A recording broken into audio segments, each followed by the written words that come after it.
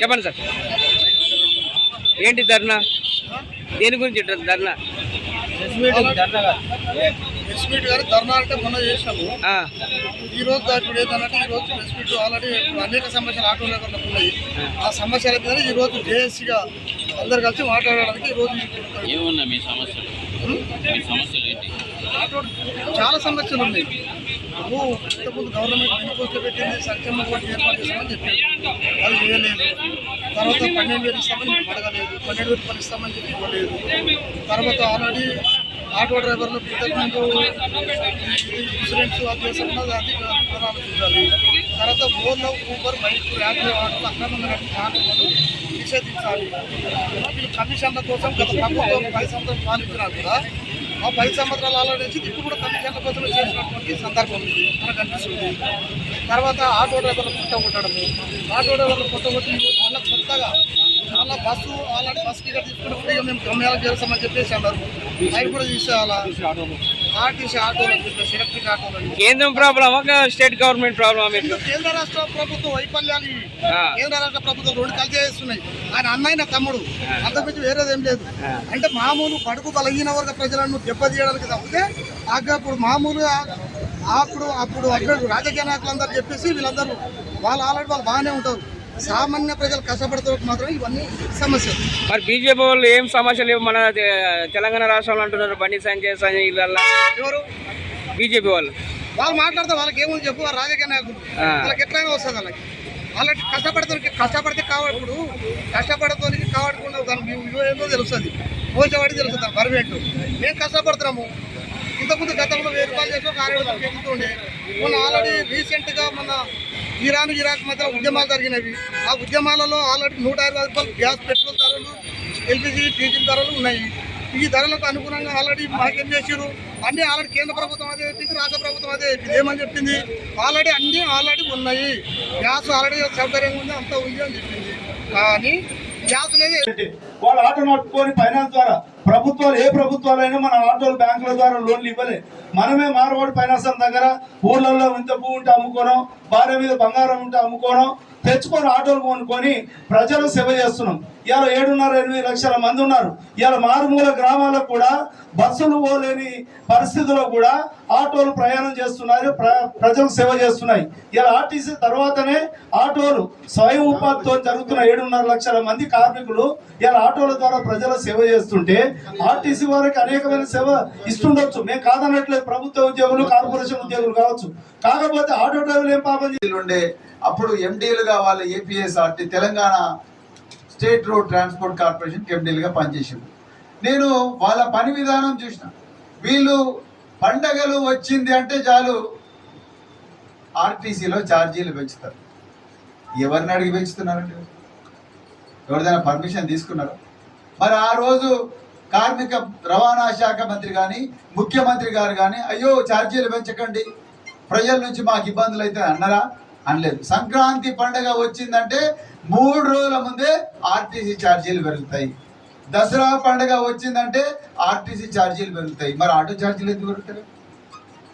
ఎప్పుడైనా అడిగినామా మనం? ఎప్పుడైనా ప్రభుత్వాలు ఆలోచిస్తున్నాయా దీని గురించి?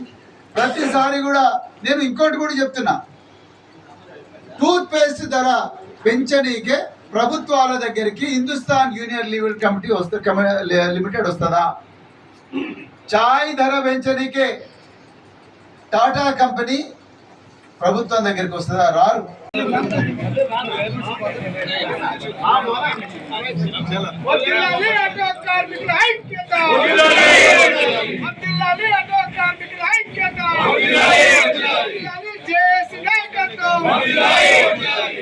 ఆటో కార్మికుల సమస్యలు పోరాడదాం. ఆటో కార్మికుల సమస్యలు పరిష్కరించే వరకు జిల్లాలల్లో ఆల్రెడీ డ్రైవర్లంతా ఇలా హైదరాబాద్ మీటింగ్ లో మనకి ఏదో ఒక మెసేజ్ ఇస్తారనేది ఆశతో ఉన్నారు. మళ్ళా ఎట్లా నువ్వు ప్రకటించో డేటు, నువ్వు ప్రకటిస్తే మేము దాని గురించి చెప్తాము. దాన్ని మామూలు అడుగుడేందుకు ఉద్దేశం నువ్వు చెప్పు. ఈ డేట్ అంటే మేము ఓకే, దానికే ఉంది, నాయకత్వం ఉన్నావు కదా. అంటే సాయంత్రం కూర్చున్నట్లేదు, గంట అయినా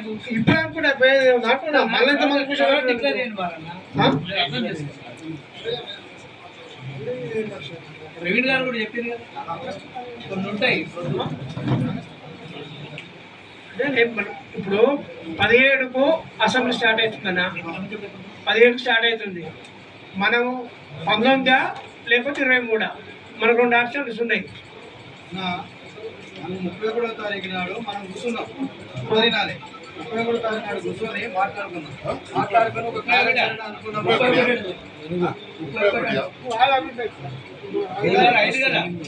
ఇవాళ 5 తారీఖే 31వ తారీఖు నాడు సమావేశం జరిగినాయి. అన్ని సంఘాలకు సంబంధించి ఏసీ సమావేశం జరిగింది. ఆ సమావేశానికి కొన్ని సంఘాలు అటెండ్ అయినాయి, కొన్ని సంఘాలు అటెండ్ కాలేదు. ఆ సందర్భంలో ఒక కార్యాచరణ తీసుకుని దీంట్లో ఉన్నటువంటి సంఘాలు తీసుకున్న తర్వాత ఒక ఆలోచన వచ్చింది.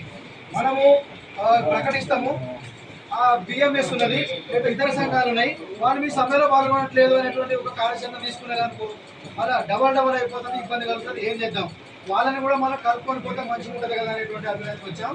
ఆ మేరకు మారయ్యకు అప్పచెప్పాం, వాళ్ళు మీకు చెప్పారు, వచ్చారు. వచ్చిన తర్వాత మరి ట్రాన్స్పోర్ట్ మినిస్టర్ మోసం చేసిండు.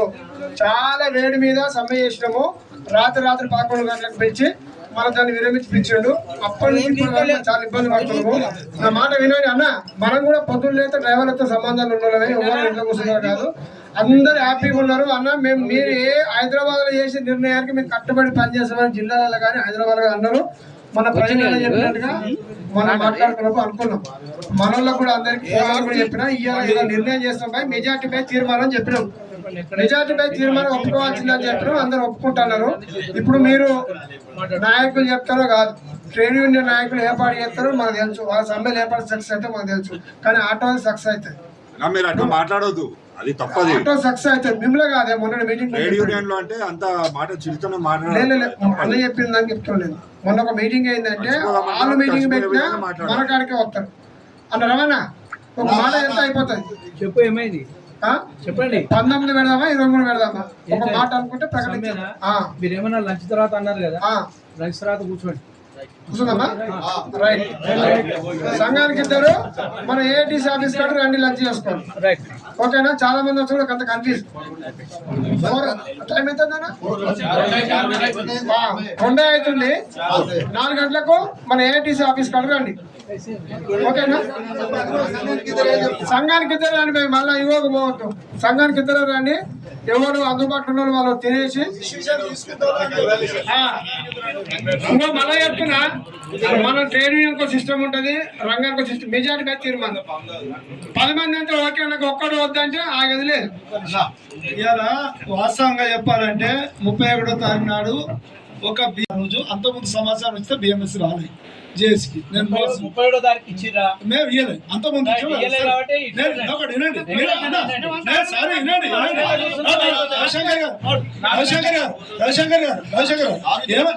రవిశంకర్ గారు అంతకుముందు నేను పెంటయ్య గారి సమాచారం ఇచ్చిన మీటింగ్ రాలేదు. అయితే మళ్ళీ రెండోసారి రాలేదని అయ్యలేదు, అందరికి ఇచ్చినాము.